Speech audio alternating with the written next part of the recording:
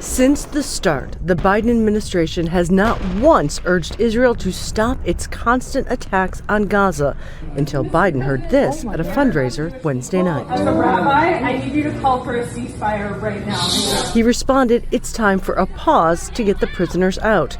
The administration making it clear this is not a call for a ceasefire or even an extended pause. Just to remind, when we're talking about a humanitarian pause, what we're talking about are temporary, localized pauses in the fighting to meet a certain goal or goals. As I said, get aid in, get people out.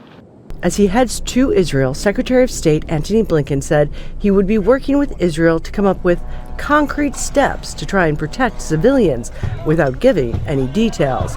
And in the midst of the ongoing carnage, he now says he'll focus over the next days on what happens when this onslaught ends. I expect you'll see a focus there, and particularly how we can get, over time, two states for two peoples, which, in our judgment, remains the best guarantor, and maybe the only guarantor, of a secure Jewish and democratic Israel and Palestinians with the state that they're entitled to.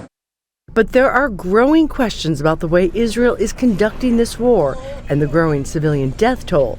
But at the Pentagon, a complete backing of what Israel is doing now. We're having conversations with them about the importance of taking the law of war into account, and that they, in our discussions with them, we believe that they are taking it into account. But again, I'm not going to get into individual specific strikes, individual specific actions. The U.S. House of Representatives passed a bill to send more than $14 billion to Israel, but because of how it's funded, it won't pass the Senate. A small delay for aid that is wholly expected to be approved in the coming weeks as the administration and the U.S. Congress sends the message with words and deeds that it wholly sides with Israel.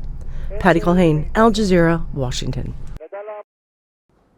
Make sure to subscribe to our channel to get the latest news from Al Jazeera.